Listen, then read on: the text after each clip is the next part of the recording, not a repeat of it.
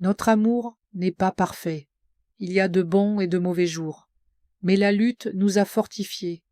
Et notre histoire est un rappel que l'amour est la seule chose qui compte vraiment. Et que le courage d'être qui nous sommes est notre plus grand cadeau. Et, main dans la main, nous vivons dans notre monde en paix et heureux. Parce qu'au bout du compte, ce qui compte le plus, c'est l'amour. Mon nom est Alice. Ce jour-là, le soleil de Lisbonne brûlait d'une force qui aurait presque pu consumer l'âme. Je marchais dans les rues étroites d'Alfama, sentant le poids du monde sur mes épaules. Ma vie était un puzzle de routine, vendant de l'artisanat aux touristes et essayant de mettre de côté assez d'argent pour quitter la maison et me libérer de l'étouffement des regards désapprobateurs de mes parents. Ils n'ont jamais compris qui j'étais. J'étais un papillon en cage, et mon seul désir était de m'envoler. Ma famille était mon plus grand obstacle. Traditionnel, religieux, ils voyaient mon individualité comme un défaut. « Tu ne t'habilles pas comme une fille, » disait ma mère. « Tu ne te comportes pas comme une demoiselle respectable, » répétait mon père. Il voulait que j'épouse un bon garçon du quartier, que j'aie des enfants et que je devienne une femme au foyer soumise. Mais je ne voulais rien de tout cela. Je voulais de l'art, je voulais voyager, je voulais la liberté. Ma seule confidente était ma grand-mère, qui m'aimait inconditionnellement, même avec un mélange de tristesse et de pitié dans les yeux. C'est alors qu'elle est apparue, Sophia, une femme grande, aux cheveux sombres et au regard qui semblait porter toutes les tempêtes de l'Atlantique. Elle s'est approchée de mon stand et son regard ne s'est pas arrêté sur les souvenirs mais sur moi. Elle a parlé en anglais avec un accent si fort qu'il ressemblait à une mélodie. Elle ne voulait rien acheter, elle voulait juste discuter. Et dans cette conversation entre rire et histoire, j'ai senti mon âme, pour la première fois, être vue. Dans les semaines qui ont suivi, ma vie a pris un nouveau sens. Chaque rencontre avec Sophia était un cadeau. Elle me montrait un Lisbonne que je ne connaissais pas. Un Lisbonne de galeries d'art, de cafés cachés, de conversations profondes sur les livres et les rêves. Ma mère n'aimait pas ma nouvelle amie. Pour elle, Sophia était étrange, trop moderne, et ma grand-mère, qui a toujours été ma confidente, nous regardait avec un mélange de tristesse et de pitié. Ma famille était très traditionnelle, et l'idée d'une amie qui me rendait si heureuse causait un malaise. La tension à la maison était palpable. Les disputes avec mes parents étaient de plus en plus fréquentes. Ils ne comprenaient pas pourquoi je passais autant de temps avec une étrangère au lieu de me concentrer sur des choses importantes. Mon père, avec son regard sévère, disait que j'étais en train de perdre la tête. J'essayais de les calmer, je disais que c'était juste de l'amitié, mais la vérité était que ce que je ressentais pour Sophia allait bien au-delà d'une simple amitié. Et puis, le pire est arrivé. Nous avons été découvertes. Un après-midi d'automne, mon père nous a vus main dans la main, sortant d'un café. Sa fureur était comme un coup de tonnerre. Des cris, des accusations et l'interdiction de la voir. « Comment oses-tu nous déshonorer de la sorte » criait-il. Ces mots résonnaient dans ma tête comme un marteau. Ma grand-mère, les larmes aux yeux, m'a dit que notre amour était une maladie, un péché. Ces mots, venant de la personne que j'aimais le plus, ont été un coup de couteau dans le cœur. Mais le plus dur a été la trahison. J'ai vu la douleur dans les yeux de Sophia, et ma peur était si grande que je l'ai repoussée. Je lui ai dit que je ne voulais plus d'elle. Je lui ai dit qu'elle était la cause de toute ma douleur. « C'est toi qui me détruis !» ai-je crié sans réfléchir. « Je ne te veux plus dans ma vie. » Et elle, les yeux débordant de larmes, a accepté mon mensonge. Elle a fait demi-tour et est partie, me laissant seule au milieu de la rue, me sentant la personne la plus misérable du monde. Le cœur brisé et l'âme en lambeaux, je suis retournée dans ma cellule, vers la vie que mes parents voulaient pour moi. Pour prouver que j'étais guérie, j'ai commencé à fréquenter un garçon du quartier, Thiago. Il était gentil, mais mon cœur ne battait pas pour lui. Il était un pansement sur une blessure qui avait besoin de guérison. Et la trahison a continué. Je sentais que je me trahissais. Je trahissais Sophia et l'amour que je ne pouvais pas effacer. Je m'enfonçais dans un abîme de mensonges. Ma relation avec Tiago était une farce, une tentative désespérée de m'adapter à un moule qui m'étouffait. Lui, aveuglé par mon affection, a commencé à confondre les choses. Il pensait que nous étions un couple. Il a commencé à devenir possessif, à contrôler chacun de mes pas, à vouloir savoir avec qui je parlais, où j'allais. Ma vie est devenue un cauchemar. La culpabilité me rongeait de l'intérieur et le manque de Sophia était un trou noir qui m'aspirait vers l'obscurité. Et la trahison a continué. Je sentais que je me trahissais, je trahissais Sophia et l'amour que je ne pouvais pas effacer. Et Tiago, aveuglé par mon affection, a commencé à confondre les choses. Il pensait que nous étions un couple. Il a commencé à devenir possessif. Un jour, il a découvert mes anciennes conversations avec Sophia. Il m'a confronté avec fureur. « Qu'est-ce que c'est, Alice » criait-il en me montrant mon téléphone portable. « Qui est cette femme ? Tu me trompes ?» Et moi, fatigué de mentir, j'ai avoué. Je lui ai dit la vérité. Je lui ai dit que j'aimais Sophia, que notre relation était une farce. Tiago n'a pas accepté. Il n'a pas pu supporter le rejet. Il est devenu violent, verbalement et émotionnellement. Il a révélé ma vérité au quartier, à ma famille, et c'est alors que mon monde s'est effondré. Le mépris de ma famille est devenu insupportable. Ils ne me voyaient plus comme Alice, mais comme la malade, la pécheresse. Ils voulaient me sauver, mais ils ne faisaient que me noyer. Je ne pouvais plus le supporter. Ma grand-mère, qui a toujours été ma confidente, m'a demandé de me faire interner dans une clinique de guérison pour sauver mon âme. Et moi, faible et sans force pour me battre, j'ai accepté. La clinique était un enfer. C'était un endroit de douleur et de torture émotionnelle. Ils utilisaient la religion pour me manipuler, pour me faire sentir coupable d'être qui j'étais. Je sentais que je mourais de l'intérieur. C'est alors que Sophia est apparue. Elle avait appris la nouvelle de mon internement et est venue me chercher.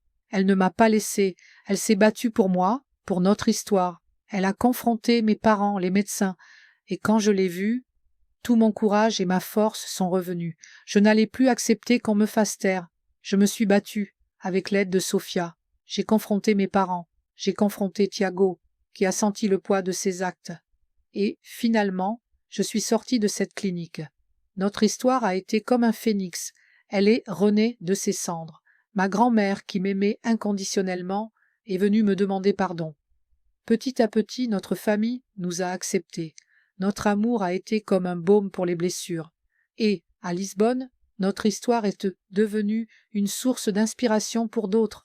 Ma grand-mère vend maintenant mon artisanat souriante, et mon père, bien qu'avec difficulté, essaie de comprendre. Notre amour n'est pas parfait. Il y a de bons et de mauvais jours. Mais la lutte nous a fortifiés, et notre histoire est un rappel que l'amour est à la seule chose qui compte vraiment, et que le courage d'être qui nous sommes est notre plus grand cadeau. Et main dans la main, nous vivons dans notre monde en paix et heureux. Parce qu'au bout du compte, ce qui compte le plus, c'est l'amour. Des mois se sont écoulés depuis que ma vie a été bouleversée. La tempête s'était calmée, mais les cicatrices restaient. Ma grand-mère, ma confidente de toujours, a été la première à me tendre la main. Elle est venue vers moi, les larmes aux yeux, et m'a demandé pardon. « Je t'aime, Alice », m'a-t-elle dit d'une voix étranglée. « Peu importe qui tu es ou qui tu aimes, tu es ma petite fille et c'est la seule chose qui compte. » Ces mots ont été un baume pour mon âme blessée. Avec le soutien de ma grand-mère, Sophia et moi avons commencé à construire notre vie, brique par brique. Notre maison était un petit appartement dans le Bairro Alto, avec des fenêtres donnant sur une cour pleine de bougainvilliers. Je continuais à faire mon artisanat, mais maintenant avec une joie renouvelée. Et Sophia, qui était revenue à Lisbonne après avoir appris mon internement, a trouvé un emploi dans une galerie d'art. Notre histoire est devenue une source d'inspiration pour beaucoup, mais aussi une cible pour les préjugés. Nous recevions des regards de désapprobation, des commentaires méchants et même des menaces anonymes. Ma famille, bien que plus tolérante, avait encore du mal à accepter notre relation. Mon père, en particulier, évitait de parler de Sophia, mais notre amour était plus fort que n'importe quel obstacle. Chaque jour, nous étions plus unies, plus fortes. Tiago, mon ex-petit ami, a essayé de nous saboter. Il a répandu des mensonges, inventé des histoires. Mais la vérité était que ces actions ne nous ont fait que nous renforcer. Les gens qui se souciaient vraiment de nous se sont rangés de notre côté. Et ceux qui se sont éloignés, eh bien, nous avons appris que nous n'avions pas besoin d'eux dans nos vies. Notre vie était pleine de hauts et de bas, de moments de joie et de moments de tristesse. Mais nous avions l'une l'autre. Sophia et moi passions nos nuits à discuter, à rire, à rêver de l'avenir. Je lui montrais mes pièces d'artisanat et elle me montrait ses peintures. Et, petit à petit, nos vies se sont entrelacées, ne faisant plus qu'une. Un jour, ma grand-mère, avec un sourire sur le visage, a amené ma mère chez nous. Ma mère nous a regardé notre maison, nos vies, et j'ai vu dans ses yeux un éclat de compréhension. Elle n'a rien dit, mais son étreinte a été plus que suffisante. À partir de ce jour, notre famille nous a acceptés, pas à pas, jour après jour, et notre histoire est devenue une légende à Lisbonne. L'histoire de deux femmes qui ont défié les préjugés, qui se sont battues pour l'amour et qui ont gagné. Notre amour n'était pas parfait, mais il était réel. Et, main dans la main, nous avons continué à marcher dans notre monde, en paix et heureux. Parce qu'au bout du compte, ce qui compte le plus, c'est l'amour. Sophia et moi prévoyons de nous marier bientôt. Nous aurons une petite cérémonie avec seulement notre famille et nos amis les plus proches. Ma grand-mère sera notre demoiselle d'honneur et mon père, bien qu'encore avec difficulté, sera là. Et quand je dirai oui à la femme de ma vie, je sais que mon cœur va exploser de joie, parce que notre amour n'est pas seulement une histoire, c'est notre vie. Et c'est notre vie que nous construisons ensemble, un jour à la fois. Dans les mois qui ont suivi notre réconciliation, le monde autour de nous a semblé lentement changer. La présence de Sophia dans ma vie n'était plus un secret douloureux, mais une réalité qui, bien que difficile, était ma plus grande source de force. Ma grand-mère, qui m'avait tant soutenue dans l'ombre, est devenue notre plus grande défenseur. Elle racontait notre histoire à ses amis du quartier avec une fierté qui me faisait pleurer d'émotion. « Ma petite fille est courageuse, disait-elle. Elle a choisi le bonheur, et c'est la chose la plus belle au monde. Notre maison dans le Bairro Alto est devenue notre refuge. Petite et accueillante, c'était une oasis au milieu du chaos de Lisbonne. Les murs blancs, décorés avec mes pièces d'artisanat et les peintures de Sophia, racontaient notre histoire sans mots. Et l'odeur du café frais se mêlait à l'odeur de la peinture et du bois, créant un environnement qui était uniquement le nôtre. Moi, qui avais toujours vécu avec la peur du jugement, j'ai commencé à ressentir une liberté que je n'avais jamais connue auparavant. Mon art a fleuri. Mes pièces en céramique, auparavant simples et utilitaires, ont pris vie, des couleurs et des formes qui reflétaient mon nouveau bonheur. Et Sophia, qui voyait en moi une artiste, m'a encouragée à créer une boutique en ligne et à participer à des foires d'artisanat. Elle croyait en moi plus que je ne croyais en moi-même. Notre relation n'était pas un conte de fées. Il y avait des jours difficiles, des jours où le poids du monde était presque insupportable, des jours où les regards de désapprobation nous faisaient nous sentir petites, des jours où les souvenirs du passé nous hantaient, mais à chaque défi, nous nous unissions davantage. Notre communication est devenue notre super pouvoir. Pas de mensonges, pas de secrets, juste la vérité, aussi dure soit-elle. La relation avec ma famille était encore un travail en cours. Mon père, bien qu'il ne s'y opposait pas ouvertement, avait encore du mal à accepter notre relation. Il évitait Sophia, et le silence entre nous était une barrière presque impossible à franchir. Ma mère, cependant, a commencé à changer. Elle nous rendait visite, nous aidait à cuisiner, et un jour, elle a complimenté une de mes pièces en céramique. « C'est beau, ma fille, » a-t-elle dit avec un sourire timide. « Tu as du talent. » Et bien sûr, il y avait Tiago. Il n'a pas disparu de ma vie. Il a continué à répandre des mensonges, à essayer de saboter ma réputation, mais à cause de mon honnêteté, les gens du quartier ne croyaient plus à ses paroles. Ils voyaient mon bonheur, ma paix et savaient que j'étais sincère. Tiago, seul et amer, a vu son monde s'effondrer. Sa possessivité et sa violence ont éloigné tous ses amis et sa famille. Il est resté seul avec le poids de ses choix. Notre amour n'était pas un hasard, c'était un choix que Sophia et moi faisions tous les jours. Un choix d'affronter le monde, de nous battre pour notre droit d'être heureuse, de ne plus nous cacher. Et, main dans la main, nous vivons, dans notre monde, en paix et heureux. Parce qu'au bout du compte, ce qui compte le plus, c'est l'amour. Aujourd'hui, en regardant en arrière, je me souviens de la fille perdue à Alfama, et je pense à la façon dont je n'aurais jamais cru si quelqu'un m'avait dit que le destin mettrait sur mon chemin une femme qui me montrerait que la vie garde encore des rencontres capables de réécrire le cours entier d'une histoire. Et quand elle me tient la main et dit doucement dans un portugais hésitant « Tu es ma maison », je souris et je sais que c'est vrai. Parce que l'amour que nous avons construit n'a pas eu besoin de scénario de film, il a juste eu besoin de courage. Et le courage, c'est ce qui ne nous a jamais manqué. Les mois qui ont suivi ont été une danse délicate entre le bonheur et la peur, entre la lumière et les ombres que la société jetait encore sur nous. Notre histoire qui a commencé par une rencontre fortuite s'est transformée en une bataille quotidienne, mais aussi en une célébration. Ma grand-mère, notre fidèle acolyte, était notre havre de paix. Elle nous défendait bec et ongles, et ses mots de sagesse et d'amour étaient notre bouclier contre le monde extérieur. « L'amour n'a pas de genre, » disait-elle. « L'amour est la seule chose qui compte. » Mon art a fleuri. Mes pièces en céramique, auparavant simples et utilitaires, ont pris vie, des couleurs et des formes qui reflétaient mon nouveau bonheur. Et Sophia, qui voyait en moi une artiste, m'a encouragée à créer une boutique en ligne et à participer à des foires d'artisanat. Elle croyait en moi plus que je ne croyais en moi-même. Notre relation n'était pas un conte de fées.